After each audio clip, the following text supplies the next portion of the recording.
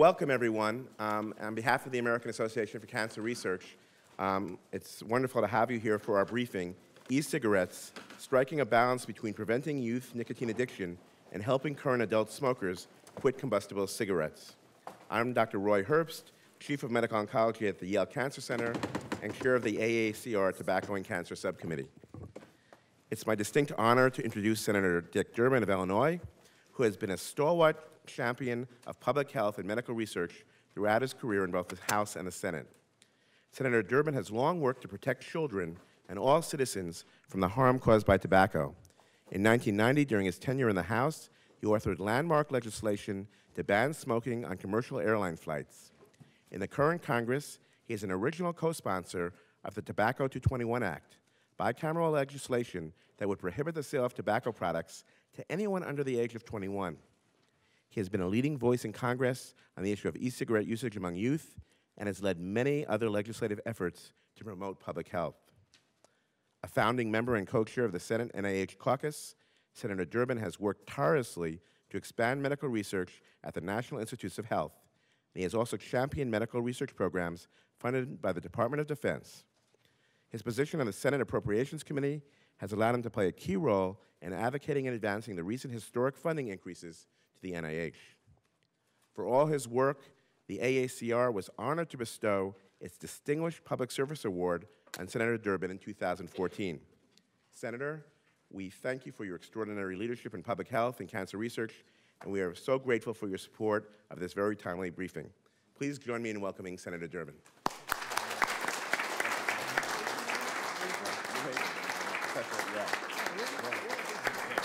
Good to meet you. Good afternoon, everyone. It's an honor to be with you this afternoon. I want to thank Dr. Herbst for that glowing introduction. It's all true. And all who have gathered here today in the cause of American cancer research. I have been involved in politics most of my life, adult life. And it's interesting what motivates a legislator.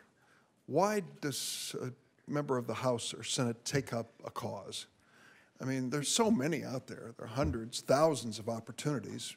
Why that one? Why that congressman? And it turns out that after you've been around this business for a while, it's pretty easy to figure it out. Sometimes it's just by chance. I read an article on an airplane, ran into a constituent back at home who talked to me about something, got a letter, got an email, something along those lines. And many times it just takes that chance occurrence for someone to decide, I'm going to try to change this. I'm going to try to write a law. I'm going to try to change this policy. I'm going to try to deal with some injustice. But what I have found over the years, having observed this from 1,000 different angles with hundreds of colleagues, is that the issues that really drive a person and keep them focused are personal, really personal. I mean, I think about Paul Wellstone. Some of you may remember the senator from Minnesota. Paul Wellstone had a cause, many of them, but one in particular, to make sure that your health insurance plan covered mental illness. Hard to imagine, isn't it? There was a time when they didn't. And you could have a mental illness or a drug addiction and no coverage for the cost of treatment that might follow. Why did Paul Wellstone care so much? Because he had a brother who suffered from mental illness. The same thing was true with Tom Harkin and his efforts for the Americans with Disabilities Act. It was a brother who was disabled, who he grew up with, and that inspired him. In this particular instance, when we talk about cancer and cancer research, there's hardly a one of us who can't point to something in their lives or in their families that was touched by cancer, the disease of cancer. I'm certainly not exempt from that myself. When I was 13 years old, the youngest kid in my family, living with my mom and dad at home, my mother came home and said, got to talk to you now that Dad's out of the house. He has lung cancer. 2 packs of Camels a day, a terrible smoker's cough, and it was pretty obvious, but this was 1958.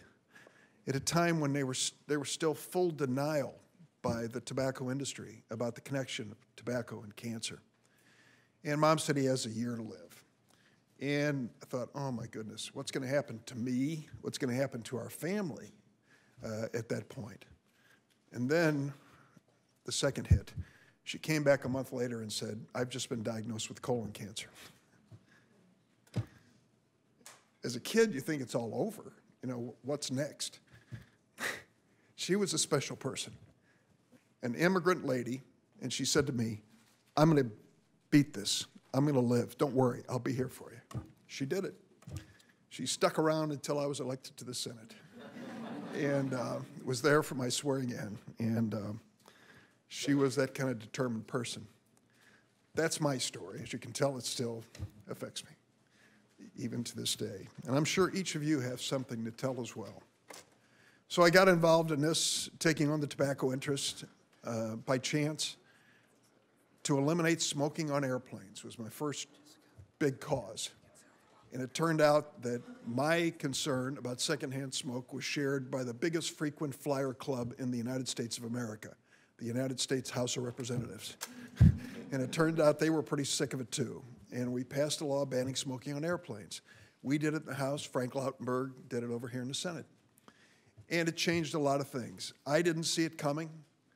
It was a domino effect, a tipping point, when people started saying, if secondhand smoke is dangerous in an airplane, why isn't it dangerous in a train, in a bus, in an office, in a school, in a hospital, in a bar, in a restaurant? And the dominoes started falling.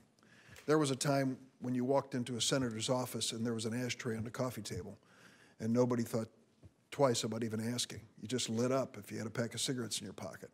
Unthinkable these days in most parts of the civilized world. And it started, I don't want to take more credit than due, but it started with airplanes and questions being asked. It can happen. Now we're in a position where we're looking at cancer research. And the good news is, on a bipartisan basis, a lot of people really do care. I had to make a decision a few years ago about running for re-election. I've been around a few years. I'm certainly not trying to enhance my retirement. Those days are long gone. But I thought to myself, why do you want to do this? And I had 2 or 3 reasons. I won't go into all of them, but one of them was medical research. I said to myself, I want to do something significant in medical research in my next term in the Senate. And as fate would have it, I came into a Senate which was a Republican majority. And there I was in the Democratic minority trying to change policy. I went out to talk to Dr. Collins at NIH. And I said, I remember the day, and this goes back in history, I remember the day when 3 members of Congress decided to do something significant about NIH. And the 3 members were Democrat Tom Harkin, Republican Arlen Specter, and Republican John Porter of my state of Illinois. And they decided that they were going to double the NIH research budget over a period of years, and they did it. Amazing. They just flat out did it. In a matter of 3 or 4 years, doubled the NIH research budget. That's, that's saying something. And I said to Dr. Collins, I'm a realist. I can't double it. What can I do that can make a difference? And he said, if you will give us 5% growth in the NIH budget, real growth, above inflation, for a period of years, we'll light up the scoreboard. We are so close in so many areas.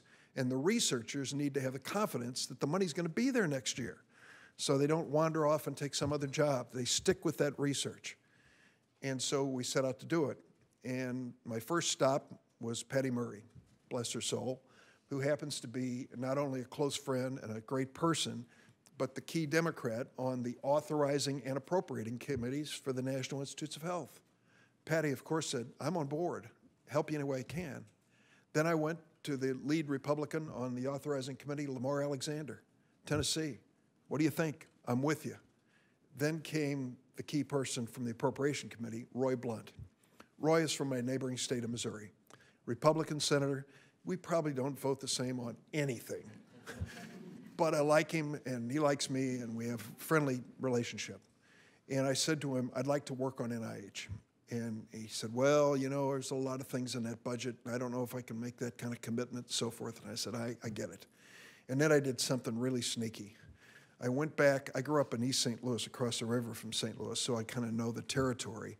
And I went to Washington University and to Barnes Jewish Children's Hospital in St. Louis and sat down with the medical researchers and said, call Roy Blunt. And they did, and they called him over and over again. And darned if he didn't do it. He gave a 5% real growth in the first year he had a chance as chairman of the subcommittee. And something interesting happened. It is rare for a member of Congress to call another member of Congress during a vacation period. We usually leave one another alone, unless we're raising money or something. We leave one another alone. And Roy called me, and it was around Christmas. Strange. Hi, Roy, what's up? Dick, I just want to tell you something. He said, I've done a lot of things as a senator. I can't believe the response, the positive response I'm getting to a 5% real growth in the National Institutes of Health. We can't be one-hit wonders, Dick. And I said, no, we can't. This year will be the 4th straight year of 5% real growth in the National Institutes of Health budget. And I will tell you that it's made a difference, and it's going to continue to make a difference, but we need you. We need you because we have to make sure that members of both political parties believe it's absolutely politically unacceptable to do anything less than 5% real growth in NIH. So far, we're on a roll, so you can be very helpful. Now, that's my intro, okay? Let me talk about the issue that brings us here. Good news. When I started this battle, or at least way back when this battle began on tobacco, on the use of tobacco, the numbers were pretty terrible, particularly among kids. The tobacco companies knew that they had to lure young people into the addiction of nicotine and tobacco at an early age. The older you were, the longer you waited, the less likely you'd make this fateful, often stupid decision to become addicted to tobacco. So they started with kids. Cigarette smoking, 28% of kids were cigarette smoking in the year 2000. Today, 8%. From 28% to 8% in a matter of 17 years. Not an accident. There's a long story behind it. I won't bore you with it. But there's bad news. E-cigarette use among kids has been increasing at alarming rates. Between 2011 and 2015, the use of vaping e-cigarettes among high school kids increased tenfold, from 1.5% in 2011 to 16% in 2015. In Illinois, 27% of high schoolers in 2016 used e-cigarettes. The numbers, I'm sure, are higher today. Ask the principal of any school at any level about kids and vaping, and they have to follow them everywhere, cafeteria, playground, bathroom, everywhere. They just announced in Montgomery County, Maryland schools, they were taking the doors off the bathroom stalls because the kids were vaping in those stalls. We know that the popularity of e-cigarettes is because of candy and fruit flavors. Here's the chart. Juicy Nerds, blueberries, lemon swirl, blue raz candy. Here's some of them here. This is ice cream flavored vaping, blueberry flavored, cake batter flavored, raspberry jelly donut flavored vaping. I actually had one of their lobbyists come up to me and say, we're not targeting kids. I'm not going to use the word I used to him, but you can guess it started with B and ended with IT. This is your audience. You're going after kids with these flavors. You aren't going after some sophisticated millennial. You're trying to get a kid to start using this. We banned most flavors in traditional cigarettes way back in 2009. And now these Juul vaping devices are the most commonly used tobacco products among kids. They contain toxic ingredients and high levels of nicotine, a dangerous addictive substance, especially harmful to a developing young brain. The National Academy of Sciences found there is a, quote, conclusive evidence that e-cigarettes contain and emit toxic substances, and substantial evidence that e-cigarette use increases the risk that kids will try cigarettes. And don't believe the BS, I'm cleaning everything up for you here, that e-cigarettes are just a path to quit smoking, that adults will use those and finally give up on tobacco products. A recent study out of Dartmouth found that e-cigarette use leads to 81 times more new smokers than quitters. So that starting argument has been debunked. We can't sit by and let big tobacco attempt to hook a new generation with a new product. I know you're sounding the alarm. We waited too long on cigarettes. A lot of us lost people we loved because of it. We sat idly by when big tobacco lied and said cigarettes didn't cause cancer, had phony science, phony scientists, and bought off people, peddled their products to kids everywhere and every place. 100 million people have died from tobacco use in the 20th century. Even today, 480,000 people in the United States die every year from tobacco use. It's the leading cause of preventable death in America today, the leading cause. I'm pleased that we've done a few things that might help. In the fiscal year 19 Senate Ag and FDA bill, I put a few provisions in there. My language directs the FDA to do three things. First, quickly finalize and implement a rule to ban flavors in cigars and e-cigarettes to help protect kids. Enforce an already in existence FDA rule which prohibits new e-cigarette flavors from coming to market without FDA review. Establish rules within a year governing adequate age verification for internet sales of e-cigarette products. Many of these websites only require customers to click a box saying they're over 18. No kid would ever click one of those if they were under 18. But more must be done. I'll soon be introducing legislation to ban kid-friendly e-cigarette flavors unless they can prove three things: that they do not cause young people to start smoking, that they help adults quit, and they don't cause the user harm. Over the past year, I've spoken with federal public health agencies about e-cigarette use in children. I've talked to everybody under the sun. Every single one of them said they were worried about kids using these dangerous and addictive e-cigarettes. If the heads of every single federal public health agency are worried, why isn't Congress? More than 2 million kids in the U.S. use e-cigarettes. They're being drawn to these products for obvious reasons. In 4 years without adequate regulation, how many million more kids will be hooked? I'm pleased we included some good report language as well. It's not enough. I won't rest until we take strong action to address this health crisis and protect kids, and I know you won't either. Thank you very much for allowing me to join you. Thanks,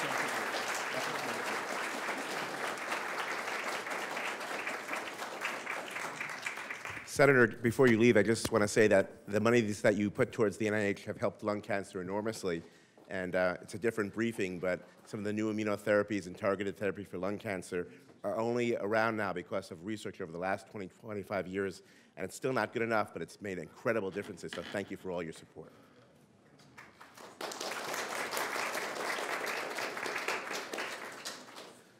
Well, it's difficult to follow that. I was elected once to a high school committee. But I'm really happy to be here on behalf of the American Association for Cancer Research. We have over 40,000 members, and we're the world's largest and oldest professional organization dedicated to preventing and curing cancer through research, education, communication, and collaboration. And I'm Dr. Roy Herbst, and I'm here as the chair of the AACR Tobacco and Cancer Subcommittee, and actually my day job is as chief of oncology at Yale, where actually I'm focused on taking care of lung cancer. An important component of our policy portfolio at the AACR is tobacco and its impact on cancer. AACR's Tobacco and Cancer Subcommittee was convened in 2009, that's when the Family Tobacco Act was formed, to foster scientific policy initiatives to reduce the incidence of disease and mortality due to tobacco use. Back in 2015, with the rise in popularity of e-cigarettes, the AACR published a policy statement with the American Association of Clinical Oncology that outlined a number of policy recommendations. Today, we are building on that effort and will be discussing the latest available science pertaining to the effects and content of e-cigarettes and suggest appropriate approaches for how to best halt the concerning rise in youth vaping and nicotine addiction. We believe this is a critical time. According to the CDC, e-cigarettes are the most commonly used tobacco product among U.S. middle and high school students. And actually, you heard from the senator some of the data. The concerning thing is every time you look at some data, the numbers are higher. It's hard to really know exactly what that number is, but it's pretty high. More than 2 million U.S. middle and high school students have used e-cigarettes in the past 30 days. Some of these products are designed to look like USB flash drives. I have one here. This is an e-cigarette. It goes into your computer and charges. Looks like a USB. You can carry it in your pocket. And you can find these at schools all over the country, and you'll hear from our panel. These contain as much nicotine as a pack of 20 cigarettes. This is very concerning because nicotine, as you'll hear, is highly addictive and can harm brain development in youth and other long-term factors still not fully known. Although e-cigarettes are less likely to be as harmful than traditional cigarettes and have the potential to benefit adult smokers if used as a complete substitute for regular cigarettes and other smoked tobacco products, we believe that children, youth, and non-smokers should never use these products. We need to better understand how to prevent nicotine addiction and minimize the harm to those who are already addicted. The AACR is encouraged by FDA's recent progress toward improving tobacco prevention and control. We applaud the FDA for placing nicotine addiction at the heart of the agency's regulatory efforts and support their authority to regulate all tobacco-related products.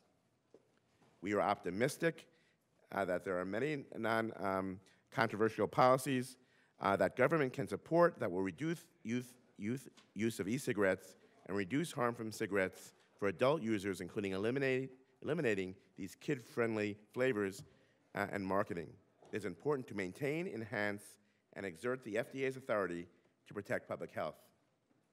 I would like to thank Senator Durbin, but also Congresswoman Jackie Speer from California, who couldn't unfortunately be here today, but her staff is, and they've helped us organize this, for serving as honorary congressional co-chairs for today's briefing and for their efforts to protect youth from the harms associated with smoking and nicotine addiction.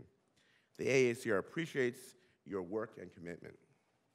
I would also like to thank the AACR's Chief Executive Officer, Dr. Margaret Foti, for her leadership and commitment to the prevention of cancer throughout tobacco, through tobacco control. Finally, before we start hearing from our speakers, I would like to thank the members of the AACR Tobacco and Cancer Subcommittee, which includes Dr. Toll, who sits on this panel, for their work and expertise on many activities and initiatives. Just this week, we submitted comments to the FDA regarding lowering the nicotine content of combustible cigarettes and on flavors in tobacco products. It's been my pleasure to lead this committee of tobacco research experts. So thank you for being here today. So what we're going to do is we're going to hear from all four of our panelists, and then there'll be time at the end to open the floor for questions. We might have a little bit of dialogue in between if there's a really pressing question, but we're going to hear from different speakers about different aspects of the problem. And first, to introduce some of the data and facts, perhaps commenting on the National Academy report, which you can find online. I brought a copy here. I think we might have some of the authors here in the room. We have Rachel Grana-Main, a behavioral scientist and program director in the Tobacco Control and Research Branch in the Division of Cancer Control and Population Sciences at the National Cancer Institute. Dr. Grana-Main's research interests center on e-cigarette use, particularly youth use and dual use with cigarettes and other tobacco products. So no better expert to have to get us started. Rachel.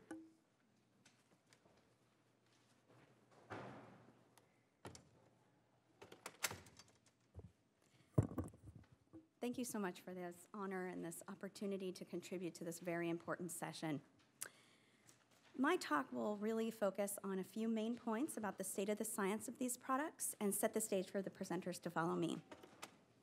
So a bit of the basics about e-cigarettes to make sure we're all on the same page. When I use the term e-cigarettes, I'm referring to the whole class of products. They're very diverse. There's hundreds of products and brands. And as some research has reported, there's over 7,000 flavors, many of which you see here. Juul device, these products are constantly evolving, and the Juul device is one example of the latest e-cigarette to gain popularity and dominate the retail market. As has been widely reported in the media, there are youth concerns over the use of Juul, and you'll hear more about this from Gia and Brian, my fellow panelists, later on. Despite the diversity, all of these products essentially operate the same way. They're battery-powered devices designed to heat an aerosol, a liquid into an aerosol for inhalation. The liquid typically contains solvents, propylene glycol, glycerin, as well as flavoring chemicals. They also typically contain, but not always contain, nicotine. And it's important to note that currently there's no product standard or required disclosures for the amount of nicotine in the product. And research has shown that there's a mismatch between what's advertised on the label and what may be found through independent analyses of the product. So sometimes it's hard for a user to know exactly what they're getting. And as we've heard about a lot in the media as well as in science conversations, there is, of course, an open question about the total impact of these products on public health. And the main tension really lies in the belief, between the belief that the products can play a role in helping smokers to quit, and also the concern that these products may be recruiting a new generation of nicotine addicts, particularly youth and young adults, and maybe increasing the future likelihood of using cigarettes and other tobacco products. So the next few points I'll focus on are to provide a glimpse into the rapidly emerging and now almost voluminous science on our thinking on these issues. So as Dr. Herbst mentioned, the National Academies of Science, Engineering, and Medicine has recently released a report earlier this year where experts reviewed over 800 studies that informed the public health consequences of e-cigarettes.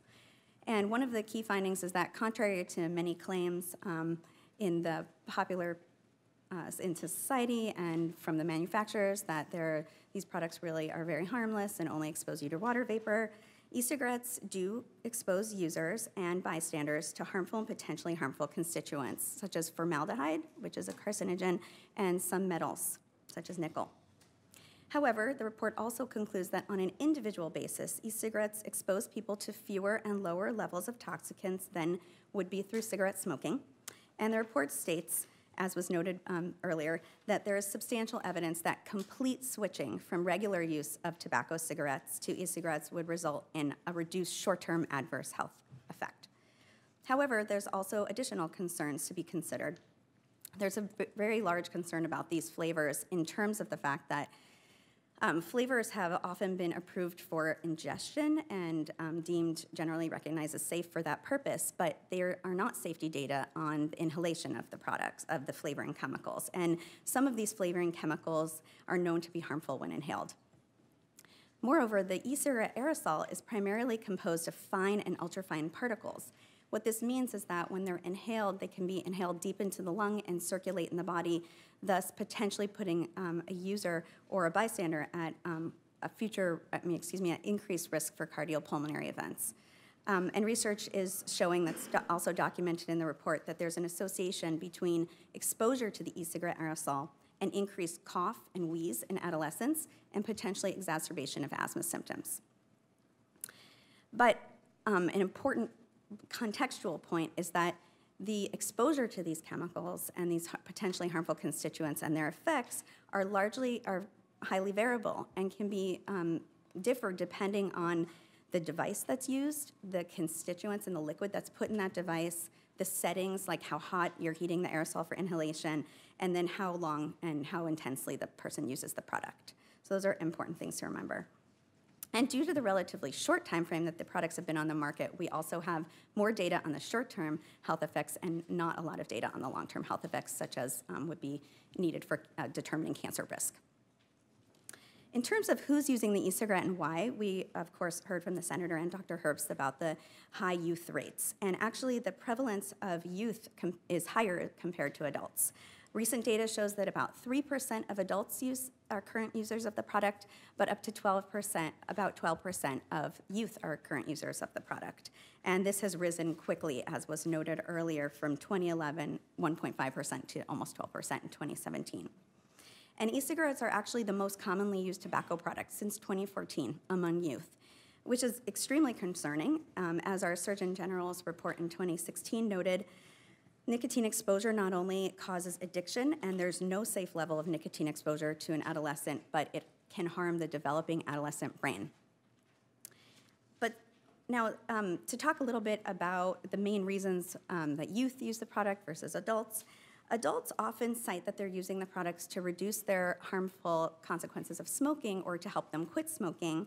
And however, we see in the use patterns that most adults are actually still concurrently using both products.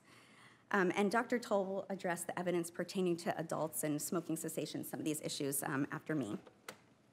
However, youth cite reasons such as curiosity, the exciting flavors, which you've seen here. I saw lava flow the other day on the website. and peer influences. So not really a lot of motivation to quit in the reasons that they use the products. And as the National Academy's report concluded, they, and I quote, say, there is substantial evidence that e-cigarette use increases the risk of ever using combustible tobacco cigarettes among youth and young adults. So there's pretty good evidence now that that's a really important concern with data. So where does this leave us? I'm from the National Institute of Health, from the National Cancer Institute, and we focus on funding the research to get us answers to very important, pressing public health questions. And I think there are, we do have some data now. I mean, this is 800 studies were reviewed here, but there are many important research questions that remain. One of the key things that we're facing is how do we adapt our surveillance systems to capture this rapidly evolving product landscape? I think Juul is one of the prime examples of this. It's really taken off in the past 2 years, and our systems sometimes are a little slow to catch up on putting questions and surveys to capture these specific product advancements. We also need more data on the health effects on the short term as well as the long-term health effects, and some of that focuses on biomarkers of exposure to the products, and that can give us clues into cancer risk, additional respiratory and reproductive risks. And we certainly need more data on these trajectories and interaction with other tobacco product use among adults and particularly youth. And we need to see if these concurrent use patterns are maintained over time, where you're just using 2 products for a long time, or if you're switching to exclusive use of the e-cigarettes and then potentially reducing harm. So thank you for your attention, and I appreciate it. Thank you.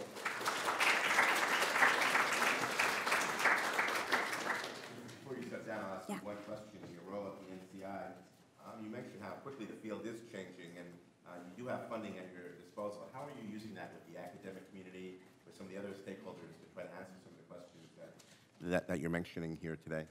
Yeah, thank you so much for the question. It's a very high priority that we fund really high quality research, which is what we do all the time, to grantees in the academic research community, and that's the bulk of our funding and purpose. However, we also do partner with our other HHS agency, Health and Human Service agencies. We have a key partnership with the FDA to fund research that meets their needs for evidence-based tobacco product regulation. So there's millions of dollars committed to generating this science so that they can enact the best regulatory policies. We also work with the CDC and other agencies to move this forward.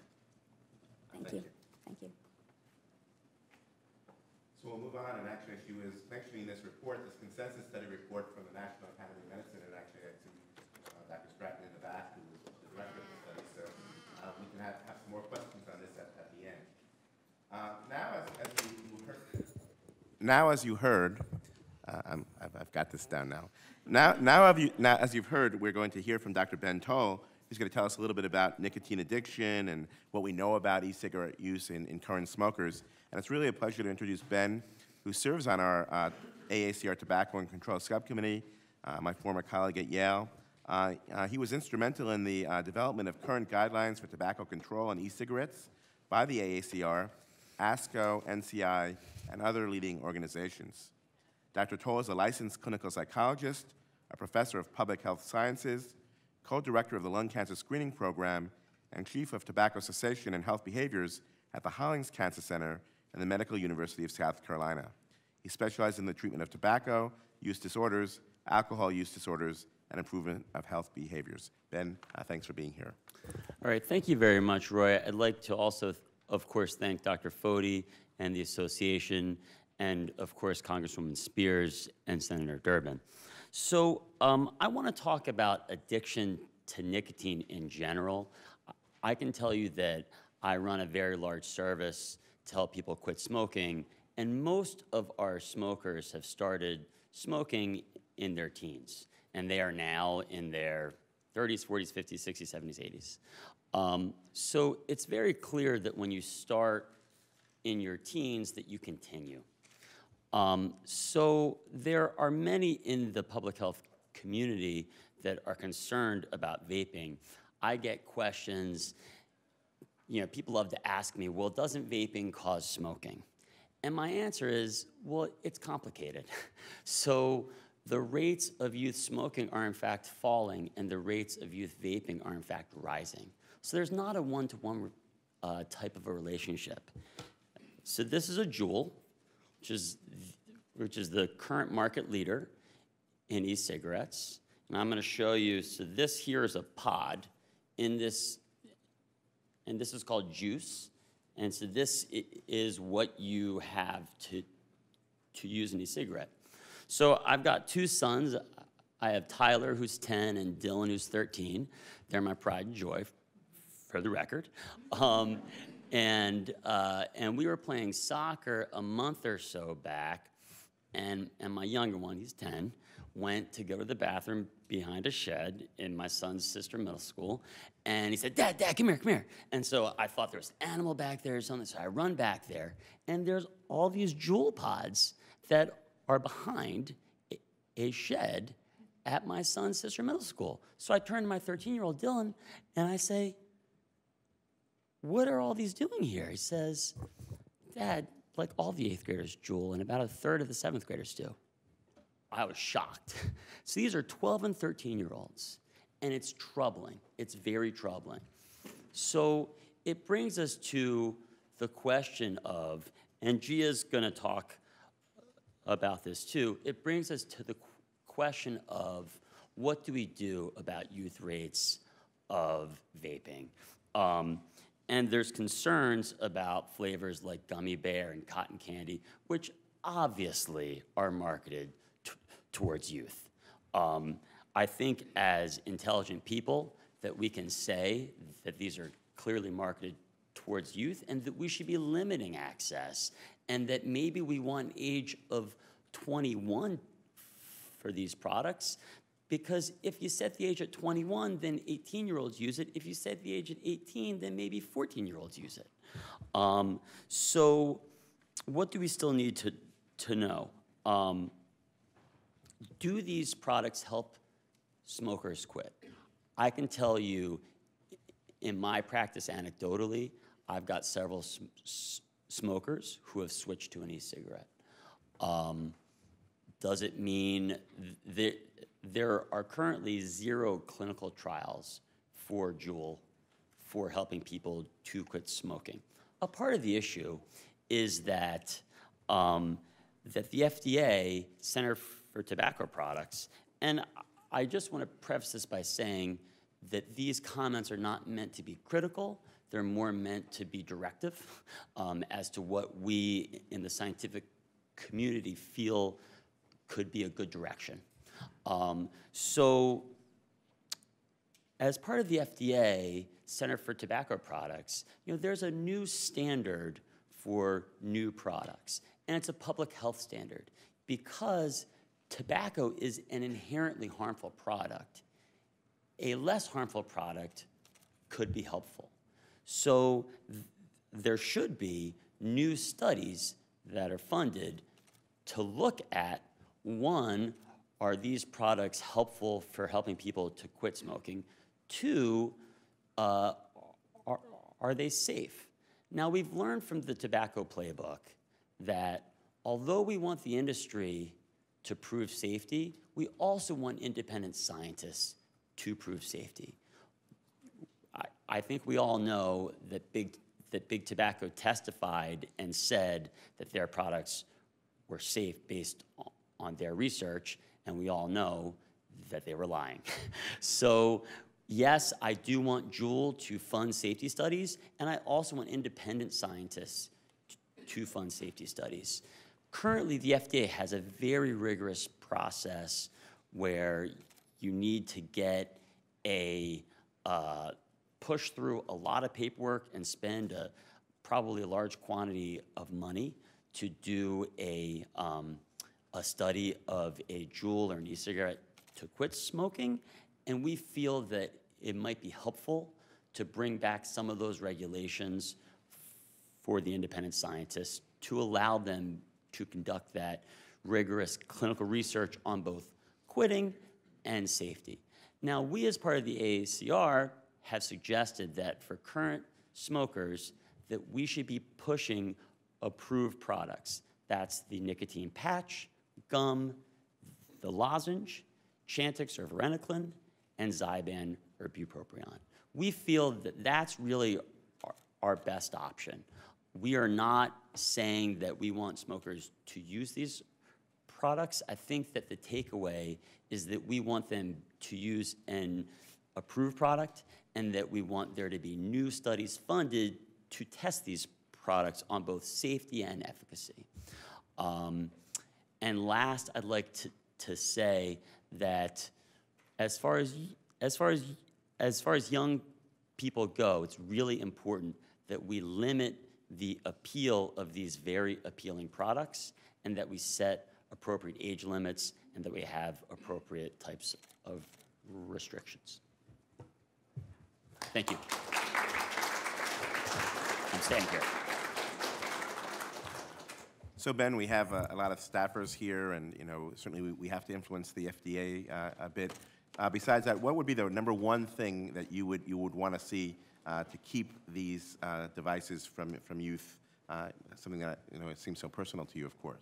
Right. I think setting an age limit of 21 would be my number one probably ask, because I feel, we all know, based on alcohol and tobacco sales, that if you set the age a bit higher, then younger people will still get it. So if we set it at 21, it's maybe limited to 18-year-olds. Whereas setting it at 18, a kid that's 14 has a friend that's 18, that 18-year-old buys them vapes. What about flavorings? Is that something that can be targeted? So I feel that we should be rigorously testing flavors for adult cigarette smokers, and that there are certain flavors that are obviously marketed towards youth, like gummy bear. I can't be convinced that you can't cut those flavors. I'm positive that adult smokers can go from an array of appropriate flavors that are approved by the FDA, and that might help them quit smoking. Great, thank you, Ben. Great, thank you.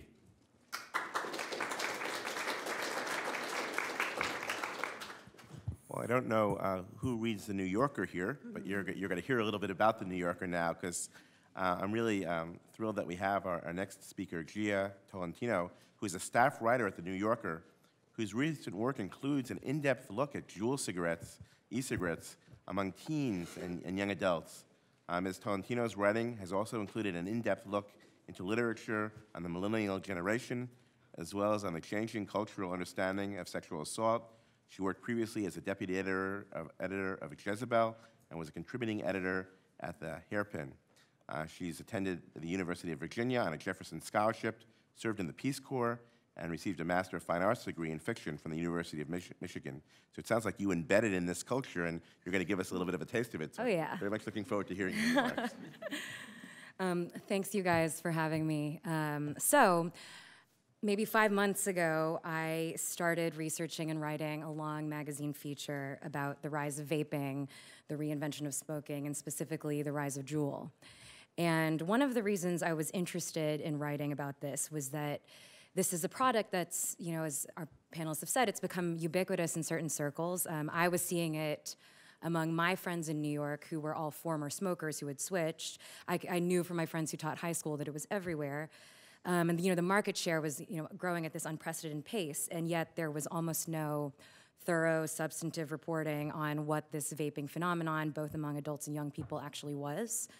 I thought that most of what you would see in the media would be a glowing write-up of Juul's technology, or a very quick hit local news piece. There was a lot of simplified interpretations of what I thought was much more complicated research and complicated questions. And so I decided all right, I want to talk to middle schoolers and high schoolers all over the country. I want to talk to their parents. I want to talk to their siblings. I want to talk to their teachers, their principals. I also wanted to talk to ex-smokers, and I wanted to talk to pediatricians and researchers and people in the vaping industry who, contrary to popular belief, often really, really hate smoking and tobacco, and actually dislike big tobacco's encroachment into their space. vaping industry originated as like ex-smokers who had not been able to quit using FDA-approved NRT, nicotine replacement technology. And so I was interested in what I see as a really unique dilemma. I think the better Juul is as a smoking cessation tool, the more attractive it will be as this new teenage vice. I had personally first seen Juul among my friends, like smokers who had quit, and Juul worked for them because it's very high in nicotine, gives you a buzz. It, replicates a social ritual. It has these flavors that people like. There's something about it that's sort of appealingly fun and stupid. This is the reason why Juul got my friends off of cigarettes, but it's also the reason it's appealing to teens, middle schoolers and high schoolers who have never smoked, right? And young people have, for the most part, as Senator Durbin said, they've absorbed the message that cigarettes are deadly, which is a good thing, but now a lot of them love Juul. And so I thought it was interesting. I mean, when you have this technology where the potential public health benefit is exactly tied to its potential public health problem, how do we negotiate that? And how do we shape the narrative around this? And how is the narrative going to be shaped? And there's this huge, completely reasonable fear that, as I talk to people, that, what we're seeing is the tobacco industry redux, right? Like egregious lies from industry lobbyists, and then all of a sudden this massive crisis of addiction. That's not, the only view. I talked to a former NIH director who said that, cigarettes were wolf in sheep's clothing, and now with vaping, we might have a sheep in wolf's clothing. We can't get the wolf out of our minds. At the same time, my research turned up plenty of things that to be wary of. I think, for both adults and youth, vapors, it's much easier to use a Juul than it is to smoke a cigarette. You can do it anywhere at any time, basically. I talked to a flight attendant who saw her pilot vaping in the cockpit. People do it in planes. People can do it in their offices. People do it on the subway. People do it in movie theaters. It's very easy to vape where you wouldn't be able to smoke, and for that reason, people often end up taking in more nicotine. Even if they switch to vaping, can often end up taking in more nicotine with the Juul than they would have with cigarettes, which is why I personally think it would be important for Juul to do something like introduce lower nicotine formulations. And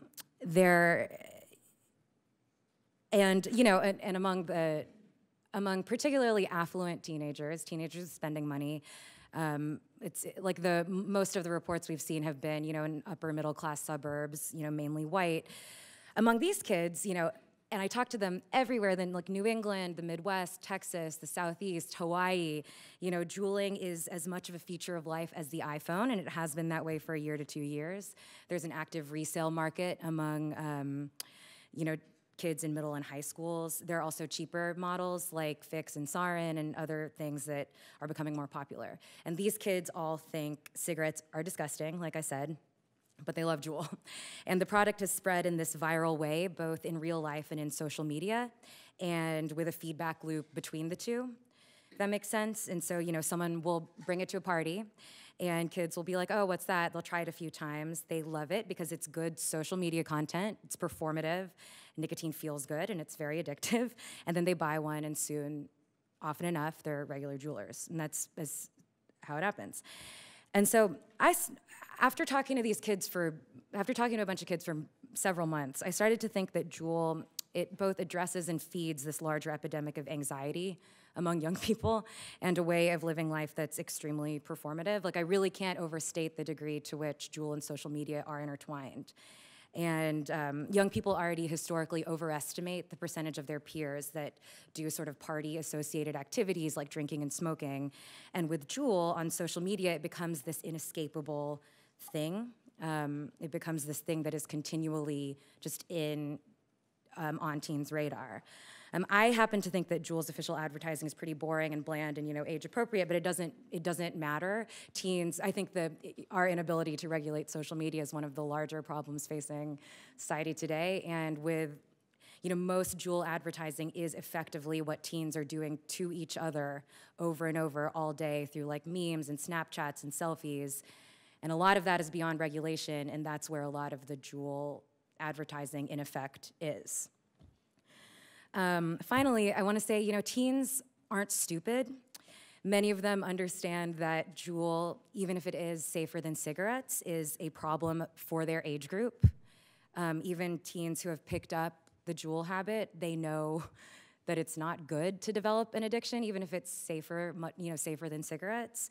They are also interested in seeing long-term data about their age group. They also want to know if people are going to treat this, if this is going to be a novelty thing, or if it's going to be a phase like hookah or something, or if it's going to be a thing that's going to convert them to daily use. The teenagers I talked to were all aware that this was a problem, and which I found heartening. And one last thing that I thought that's come out since I published this article. There's a sizable enough population of adults that I fall into, adults who were smoked in college, maybe a little bit in their 20s, but quit years ago. I've heard from several people since my article came out. I think there's a population that might have been a former nicotine user, not taken it in for years, and then might pick it up again with the Juul, where they wouldn't have necessarily started smoking cigarettes again, which is that sort of use case is not one that I've seen talked about, and it's one that I am now interested in. And thank you.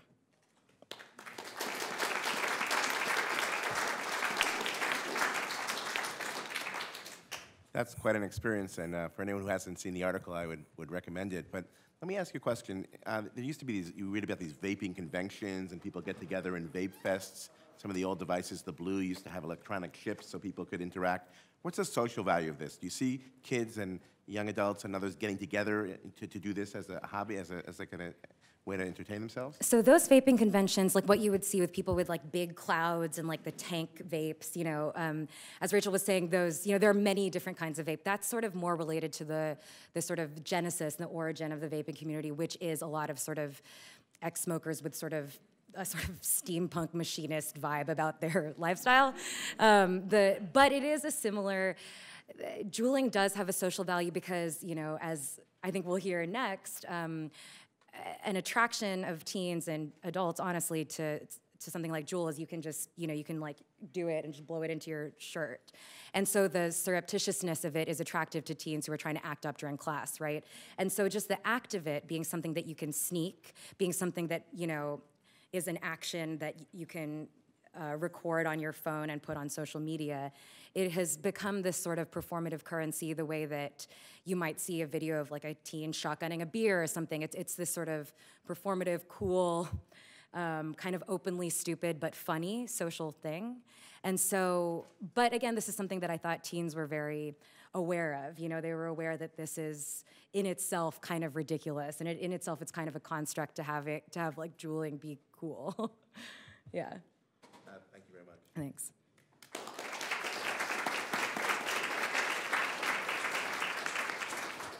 So one very special aspect of the AACR policy group is the staff. We have an amazing staff. So as we're preparing for this, you look at the data. Is it 11% of kids using these, 16%, 24%? What are the real data? So we went and found someone from the school, and we brought him here to tell us exactly what's going on, because this is what he deals with on a day-to-day basis in one of the local school districts. So we're very fortunate to have Brian Maslowski here today. He's an alcohol, tobacco, and other drug instructor from the Fairfax County Public School Office of Student Safety and Wellness in Virginia. He's an accomplished educator with experience addressing diverse populations about substance abuse issues. His firsthand knowledge of drug trends among teens he's going to share with us today, and he's motivated to educate our community so that substance abuse can be addressed in all sectors of society. So he's going to give us his take on this from his firsthand experience working with youth. Brian. All right. Thank you. I appreciate being here as well. It was great to be asked to come and speak, although especially given the break that I've had since the end of school, because honestly I was tired of talking about e-cigarettes by the time school ended, because that was unfortunately my title is Alcohol, Tobacco, and Other Drug Seminar Instructor, but I spent a lot of time just talking about vaping. So a lot of what they wanted me to speak upon, because what I know is what are the students doing. I know Gia got to hit on that a little bit. For us in this area in Northern Virginia, in that huge county of Fairfax, that the trends of students vaping, a lot of students that I get to see at least, they tend to fall into one of two categories. They saw some really cool aerosol tricks with a vape device on YouTube and they wanted to try that out. Or, especially with something like the Juul, they get this intense nicotine buzz because they've never had any exposure to nicotine before, so there's no tolerance. They get a little bit of a shaky high out of that. That's very appealing to them. Very rarely do I run into students who have used it to the degree where they are addicted yet. I like to think that hopefully that's because we're actually getting to them very early on in their use and trying to do that throughout the schools. One of the bigger challenges with that is, one of the things that actually makes this whole thing great is that you're hearing this issue addressed from a multifaceted group. And I think one of our consistent challenges as far as youth using these devices is we need to attack that in a multi-pronged approach. We need to have parent education, which we do out of Fairfax County. We need to do the staff education because, again, you know, we've talked about these Juuls looking like USB devices, and many a time I've done a staff presentation, they go, oh, that's what that was on their desk. Yeah. And I mean, honestly, one of the things they haven't showed you, here is the charger that goes into the computer. It is an actual USB. And then it'll sit there. I wish I had a laptop, right? It'll sit there just like that. So it just looks like a weird USB. And students will do this. They'll just charge them right in class, right on their computers. You know, bring your own device, big in the schools. Students take it a little bit too far, bringing their own device sometimes.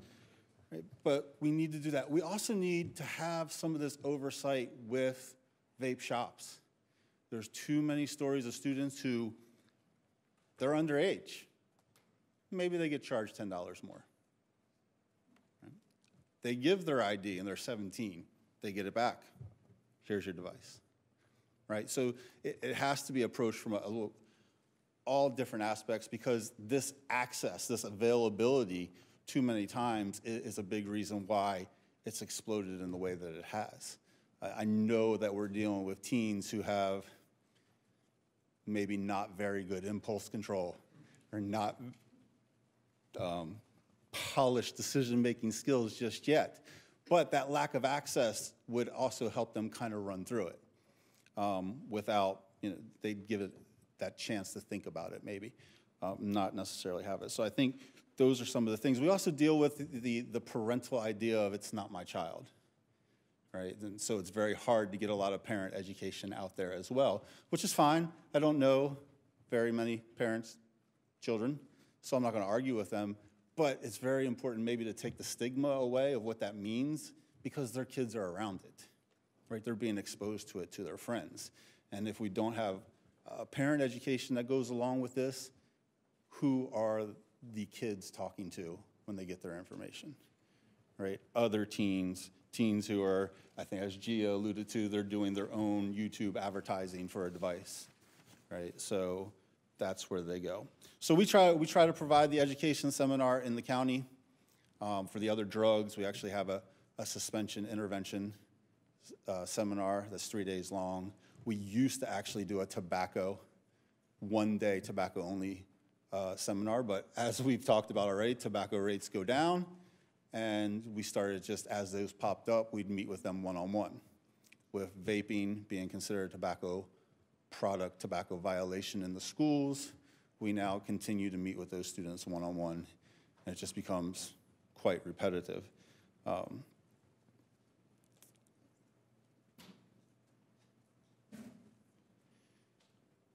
Yeah, I mean, we get, one of the things I think I left out about the seminar interventions is they are confidential. So we do get to hear a lot of the same things Gia talked about in her article and here today of why they're doing it. There is a social aspect, there is a status aspect to some of them when it comes to the Juul. And then on the flip side, you go to another part of the county and that particular student body might think Joules are a little pretentious. So we're going to use something like a Soren, right? Another small device. And we talked about the appeal with the flavors and things of that nature, the social aspect, but look at these devices, right? It's also the ability to hide. Gia stole my move of blowing it into the shirt, right, which they did. But honestly, you know, if I have my Joule and it's in my hand, did I just, you know, rub my nose or take a hit? And now I'm blowing it down. It's an aerosol, right? It's not going to fly up in the air. If I push it down, it's going to go down. So it's very attractive for me to try to do this as a teen and get away with it. So those are some of the things that we deal with on a daily basis and try to educate and include. And the kids get it. I think it's very important that these things take place as well, because even though they're exposed to this message of it's a safer alternative to things, they're also exposed to some of the research that's out there. And when you can start to connect that for them on a level that they understand, that they kind of get that a little bit more. But it's also, we have to address it at a adolescent level, right? Because they are getting this adult message that it's safer, not as bad as. When I make them finish that sentence, they say cigarettes. So when I ask them if they've ever smoked, they go no. All of a sudden, they're telling me their argument is it's safer than not doing it at all. That rings pretty true in their head that doesn't make any sense. So we do have to be aware that sometimes they're exposed to that message. Sometimes we're dealing with one population where this may be or may not be a better alternative. But for our youth, they're taking the watered down version of that message. Hey, it's safer. I think I'm gonna try it. So those are some of the things that we have to address, we address on a constant basis here in Fairfax. Thank you for all you do. Sure.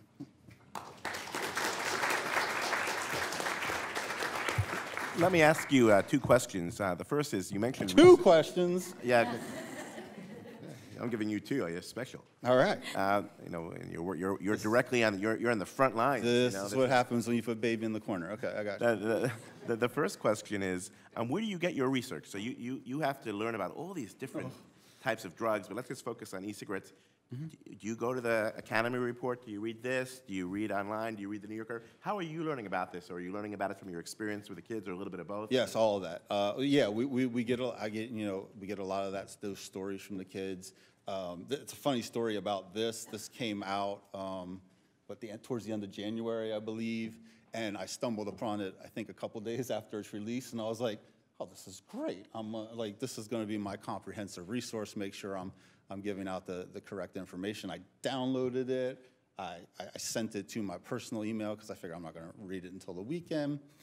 I didn't start reading it, thankfully. Monday, my supervisor sends me the one-page annotated version of like all the conclusions. I was like, thank goodness I don't have to read that now. But yeah, I mean, we use that. There are other conferences that we'll go to or be a part of, depending upon that nation. And yeah, we get a nice little mix of those. Granted, my second question, again, since you're not from one of the government agencies, maybe you can speculate for me. But since you are out there in the trenches, are rates rising? You truly see them rising? And can you give us a sense, how prevalent is this? Does the 11%, 12% ring with you, or is it more than that? So to give you I would have to do the whole reckless speculation, right? To give you more empirical, we started asking the e-cigarette question on our youth survey that we do every year 2 years ago. So I don't have the numbers that rose from whatever they answered last year. The previous year, it was 5.7 across the county % had used an e-cigarette within the past 30 days of taking that survey. Conversely, when we're talking about tobacco, it was 3%. And that's self-reported? That's them self-reporting with the catch-alls that they have in there after giving false answers and things of that nature. Anecdotally, I guess, as far as there are 4 of me in Fairfax County. I'm not the only one who does this.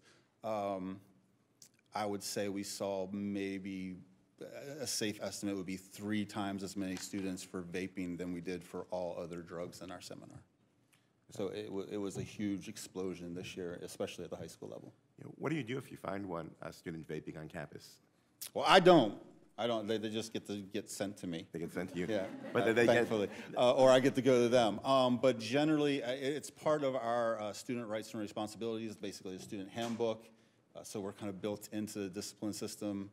As I said, for a first offense, in lieu of suspension, we give them education, and then it's kind of like your get-out-of-jail-free card, right? Well, it's great that you're doing this. Thank you very much. Yep.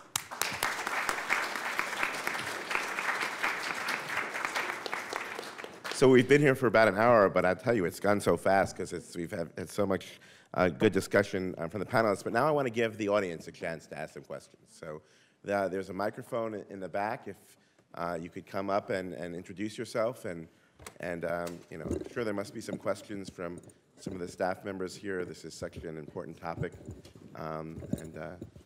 please go ahead.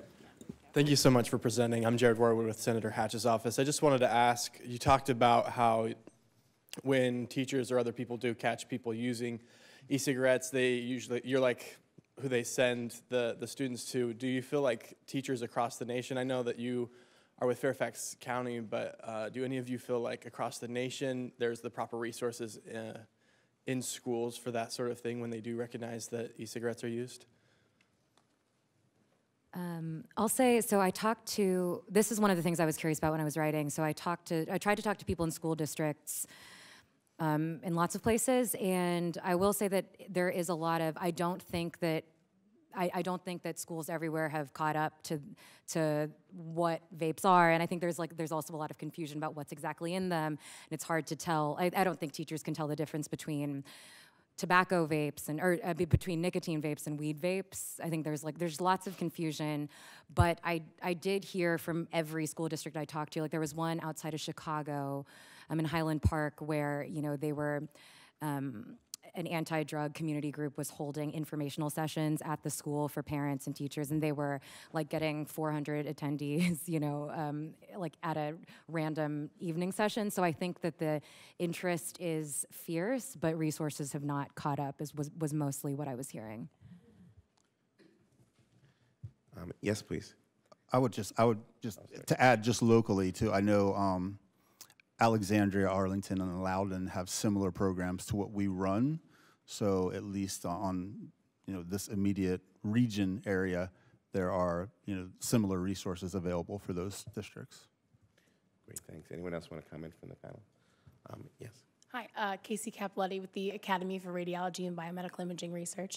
My question is just about, like you had just mentioned, the manipulation of these devices in high schools. I have 2 parents one's a high school principal, one's a high school teacher, and they've not only seen this increase with vaping. My dad's a high school football coach, and he suspended 4 of his players for half a season for using these.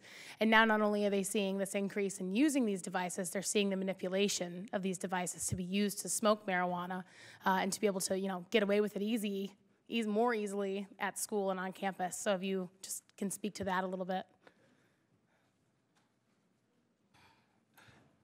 Yeah, due to the confidential nature of our program, I've heard about it happening more than they've been caught with devices where they've used THC oil or dabs or wax or any of those types of substances that they could put in the devices. I'd say we started getting a little bit more of kids who are vaping weed and them being caught. Obviously, I guess, unfortunately, the more it happens in a particular school, the more they're a little bit more aware of what to look for, and then can actually crack down on that. But yeah, there is a manipulation. These pods are designed to be pre-filled, and students have found ways to pop these off and refill them with whatever it is they want to refill them with. As Gia talked about, the resale market amongst peers is huge, because if you can't actually go and get it one of the ways I described earlier, you get it from a friend, and they charge you an arm and a leg. Yeah, so I learn a lot from my patients, and they bring in their devices and show me how they fill them. And I guess there's a brand, so there are multiple brands where these pods are fillable. So like Smoke is one brand where there's a little notch here and you move it and then you fill it. And they do all sorts of interesting this one. Right, and then that's like a second or a third gen standard e-cigarette. That can be filled with half salt juice and half regular juice to give you a stronger kick. And then, of course, there can be marijuana juice too. So it's very easy to change these. They're a little bit finicky, and so something like that, you have to look at the wattage and kind of set it on a lower wattage. That's part of why Juul's appealing, is it's super easy. So you can just pull it and there's no changing it. So that's why I've been told that Juul's really easy and good to use. Sorry, can I just add something to that though? So the thing about Juul, they are meant to be one-time use, and as someone with plenty of experience in high school and otherwise jerry-rigging little devices, you know, I mean, it's pretty hard to refill. Like I'm gonna be honest, like if I were a high schooler, I definitely would be trying probably, but it's not very easy to refill a Juul pod, although there is on the secondary market, like you can get like a bootleg refill of a different juice, but it is very tricky. And also, I will say about any teen that can get their hands on THC oil can get their hands on a device made for it. So I would say that like it's the use case where it makes sense to put THC oil in a vape. I mean, it certainly happens, but if you can get that, you're probably just gonna use it in the device it came with. So I think we have a pretty compelling case that these are attractive, they're being used, and you know, so now the question is for either Rachel or Ben, what do we know now about, you know, who then starts using tobacco cigarettes after this, and what are the long-term consequences of this? Rachel, have there been any studies or? Sure. You know, there's been over 10 studies now that are summarized actually in the report to look at youth who has never used a tobacco cigarette and see what the risk is between youth who then try e-cigarettes or not, and what that relationship is with future use of tobacco cigarettes. And those studies have overwhelmingly shown across those studies, even controlling for socio-demographics like age, race, gender, as well as known correlates of smoking, like sensation-seeking and other things that we know would predispose somebody to want to use cigarettes. Even controlling for all those factors, there's actually a relationship between trying e-cigarettes and then future use. Overall, one of the things that has been observed is that this product is probably recruiting more youth to use it than would otherwise have used tobacco cigarettes, so like kind of an intermediate risk youth. So that's something we know. Right, and I would just say too, that my sense is that this is its own problem. So like think of your house if you have mice and you get cats, the cats will get rid of your mice, but then you have cats. Cats go to the bathroom, they bite you, they have allergens, hair gets everywhere. So it's kind of like its own problem. Okay. So what's next? So we have many people here, staffers and people from different offices.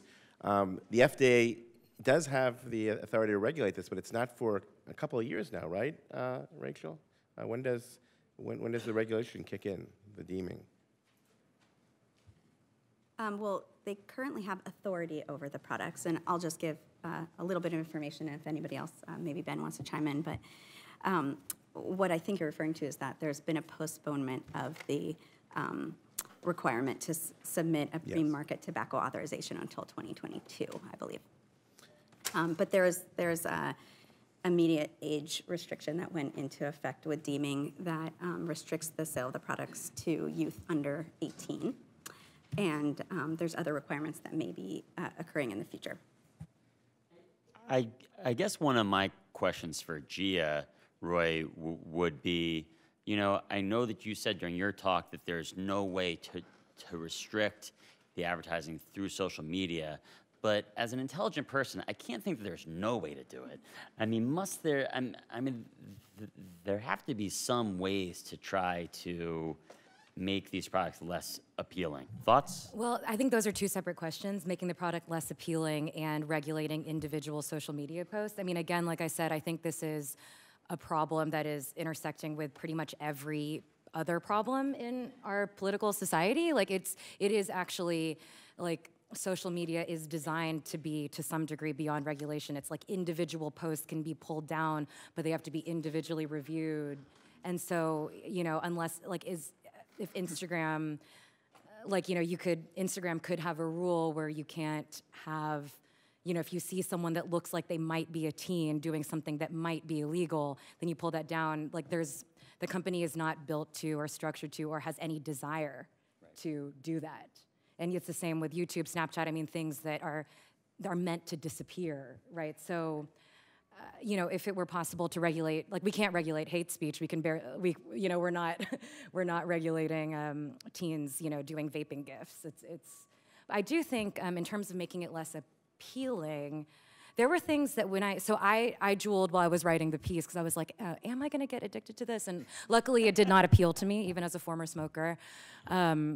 But there were things like, you know, I do think one thing that worried me was you can't, you know, if you smoke a whole pack of cigarettes when you're a teenager in a day, like you feel horrible, you want to die, right? With a Juul, it'd be much easier if I was driving around with a friend. I could go through a pod and just feel like lightheaded and buzzed. I wouldn't feel like garbage the way I would smoking a whole pack. There's no light that goes on once you've taken in a cigarette's worth. There's no way to understand how much nicotine you're taking in. And Juul had talked to me about, you know, possibly syncing it up with an app so that you can trace nicotine intake. I think to me, making it less appealing would be a reminder of how much nicotine you're taking in, how fast, because I think that's something that teenagers like actually don't want to be just like gulping down nicotine. Like they just like the buzz and they're bored. Right. It kind of sounds like, you know, posting calories for a restaurant. Right, exactly. It takes the fun out of it. Right, and then you realize, well, it's a lot of nicotine. Yeah. I think we have a question from the audience. Hi, my name is Will. I work in Senator Durbin's office. I have a question about the perception of juuling among teens. I have a sister who's 16, and she's in high school, and she doesn't juul, but a lot of her friends do, and she knows a lot of people. Like, when I texted her that statistic about, you know, 27% of Illinois high schoolers, she said, wow, you know, I thought there'd be more, which is ridiculous. And I think it seems to me whenever I talk to her about it, she never takes, like, it's not really taken seriously. Like, it's, you know, it's funny. They don't talk about it the same way they do cigarettes. Like, it's, you know, it's a joke. It's performative, like you said. And I'm curious where you think that perception comes from and why you think is it the social media? Is it the advertising? Why you think it's more funny than it is, I don't want to say dangerous, but, you know, why you think it's like a fun party thing as opposed to what it actually is, which is unsafe. Well, so I think, like I said, I think that there are certain things that are characteristic of Gen Z. I think they've grown up on social media. They're native to certain things that are endemic to social media, like kind of ambient anxiety and sort of irony. And I think that Juul is a product that people use, which makes it harder to, like, I was trying to think while I was writing this piece, it's like, what if I was a current 16-year-old, like, what would get through to me? You know, because they know it's, like, it is kind of a joke, and they know it's a stupid behavior.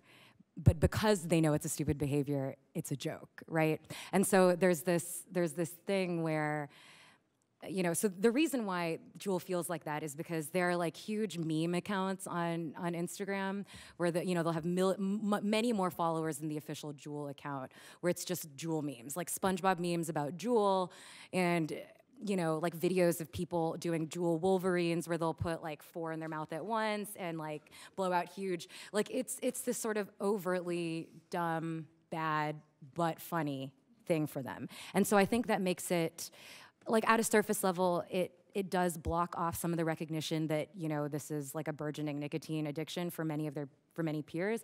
But I found also it's like, when I was talking to teens, it's like, talk to them for like 15 minutes longer and they're like, yeah, no, I mean, we know it's like we're setting ourselves up for something pretty bad here.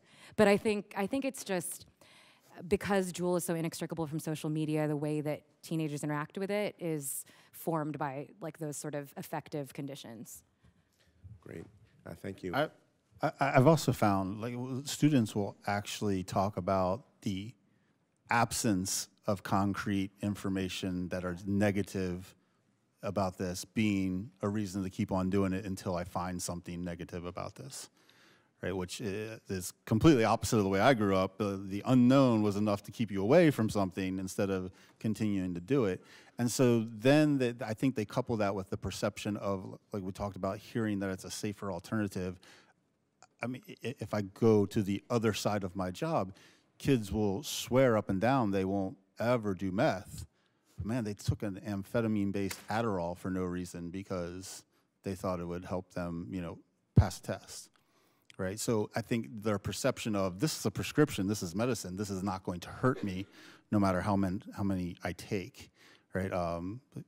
Coricidin cough and cold is another one, right, that they will take to get the DXM effect from it, but they would never imagine themselves going to get any stronger opioid or anything like that. So they couple those two things with a lack of information and that perceived this is a safer alternative type thing. That's a great point, this difference among experts sometimes and what they think about it on different shows, and you might see them in the public media, can be an issue. What do you think, Rachel? I also think there's been one thing that I heard from high schoolers too. Like I said, they're waiting for the long-term data. Like they're waiting for someone, like if it is going to be, you know, this massive public health problem, like they want to know. But they also, teens, like if parents say, you know, it's just as bad as cigarettes, you know, like it's, you know, you're gonna get popcorn lung, like all this stuff that you'll see sometimes. Kids can Google, will I get popcorn lung for vaping? And they'll see that the answer is no. So I think that like overstatement of the danger also drives teens heavily in the direction of like, I'm gonna stop listening to anything you say.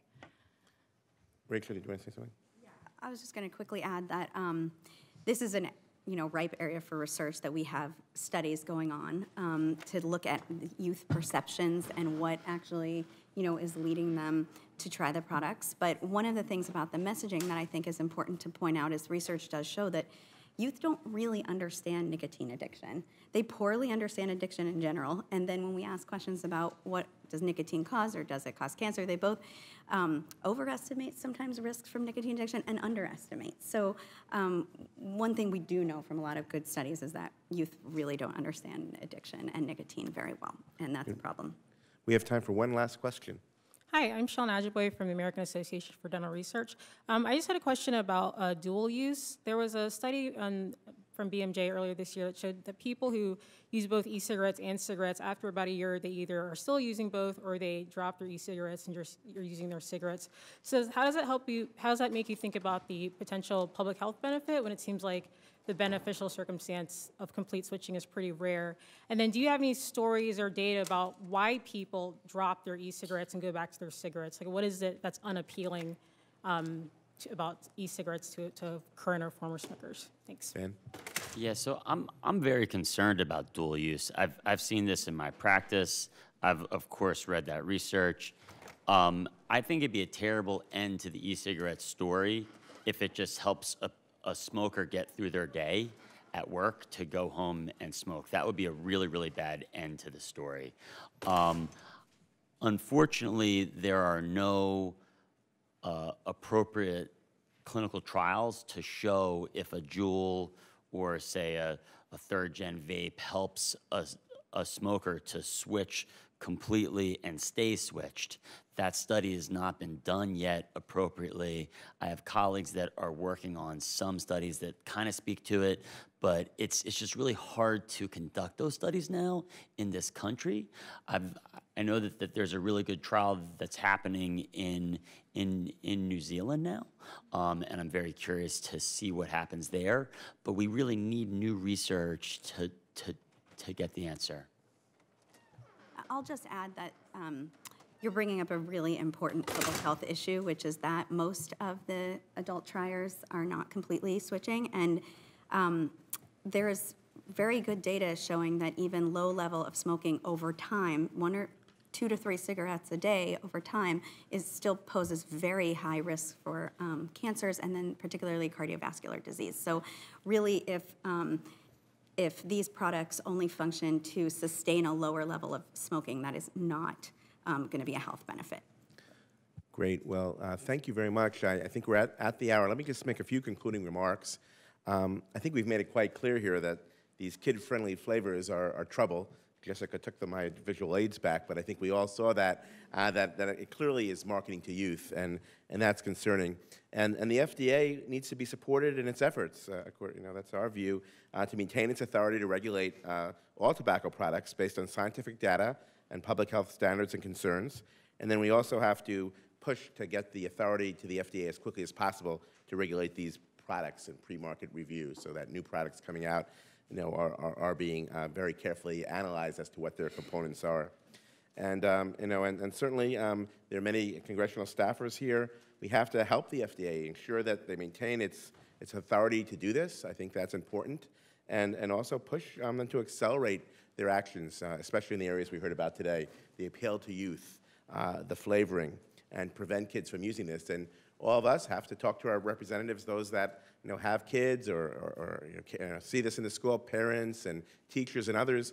What you do in the school is tremendous, and we have to support you. There need to be more resources for those programs, because you do worry that in 20 years or 10 years that people will be using more tobacco, and we got down to 18%, and now we're going to go back up, and that's very concerning. So really, we've had a very diverse panel. It's been a very interesting hour and a half. I thank all of you for taking the time to come. I want to thank our panel. I want to thank the senator, the congresswoman, the AACR, and we're happy to take a few questions informally up here. Thank you very much.